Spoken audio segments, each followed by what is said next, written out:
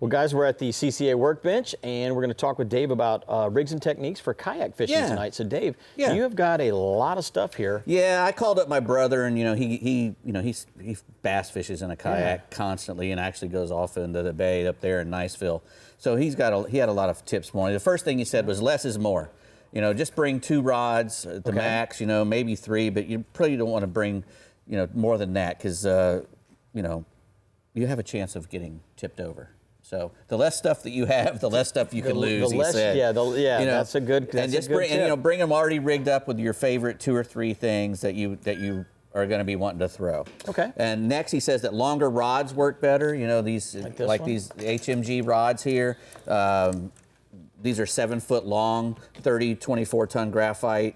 The medium fast spinning rod and a medium heavy bait caster. The spinning rod you'd use for your shrimp, your more finesse baits, maybe your plastic worms. The heavy one you want to use with your bait caster, you want to use your frogs and your big swim baits and stuff like that. Gotcha. Titanium guide frames, super thin zirconian inserts in there, contoured butt, so when you got it in your gut, it doesn't poke a hole in you, that kind of thing. Little tapered foregrip in the front so you can lay your finger alongside the rod blank and feel the bites. They're very strong, but they're still sensitive.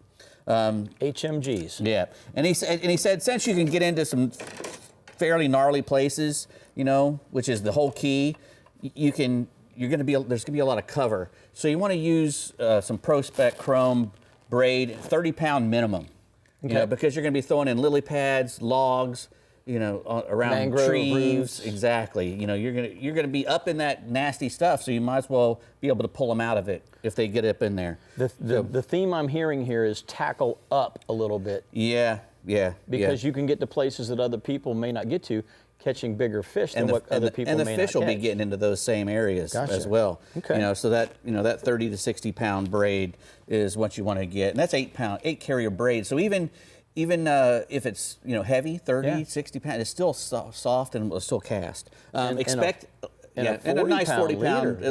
at least, 40 pound fluoro leader. Sometimes you can just tie straight too, but expect to get wet. So carry a dry bag, and make sure all your boxes have a nice O-ring in them. All this Plano stuff, the little Plano dry boxes. You put your phone, your wallet, stuff that if you do tip over, you don't want to get ruined. So I don't have a kayak, and I use one of these in my boat. I do anyway. too. I have one in my skiff. love these boxes. When everybody gets on the boat, I say, okay, put all your stuff in here, your phones or whatever, so nothing gets wet. And don't go too far. Always remember, take note of how far you've gone, and remember that you have to get back. Okay. It's especially important when you're paddling, not so much as the guys who have the pedals. Because the trolling motors. Yeah, or the trolling motors.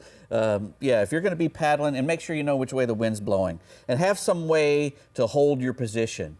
Not only for fishing, but if you have to paddle back against the wind, you can paddle until you get tired, stake off for 5 or 10 minutes, or drop a mushroom anchor, like Paige was talking about, and rest up and then get going again. So one of these style of anchor pins works really good. Yeah. And then carry a good pair of pliers, a nice pair of pliers that can get wet, a titanium pair of pliers, something like that. Make sure it's tethered off to something, because boy, you can really drop stuff over a kayak a lot easier than you can on a boat. Make sure it's tethered to you or to the boat somehow. And when you're fighting that fish, things that are in the boat could be tethered as well. Right. There's a lot of things that you can secure in the boat without letting them fall out. So tethering anything that can be tethered. Exactly. Right. And set your drag a little tighter than you normally would, because you have to make up for that fact that you're not on solid ground. Yeah. When you go to set the hook, you're going to be pulling the kayak towards the fish. So, make sure you set your drag just a little bit tighter. Those are all things that my brother Mark Farrell. The laws of physics apply. Yeah. So next we got some gear here. We're going to start with these Trocar swim blades, the TK178, 314, the 714, and the 514. That's just 3, 7/0, 5/0. And, they have you can use those for your swim baits or your frogs. They got a nice big spring keeper on there, so it'll hold all your soft plastics on there real good. Next, we have the juke, the Berkeley juke right here. It's got a darting action that imitates a dying bait fish, but it goes pretty straight if you just retrieve it.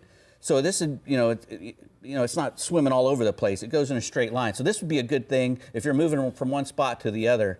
Just toss out that juke and troll it. Just troll it, yeah. Yeah, and that's a great way to, come in a couple fish. of sizes. Yeah, catch fish when you're moving from one spot to another, and it doesn't go real deep, so it's really good in shallow water. And then you got the cutter there, which is another shallow one.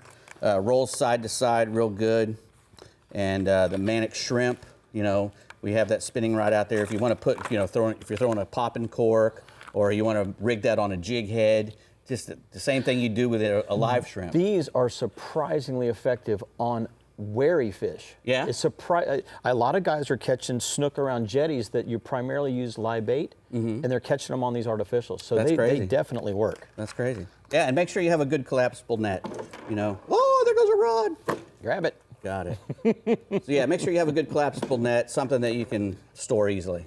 Well, I tell you what, it's hard to control a fish. That's a lot of stuff, but it's very little stuff overall. You don't have to carry the whole tackle box. Yeah, so.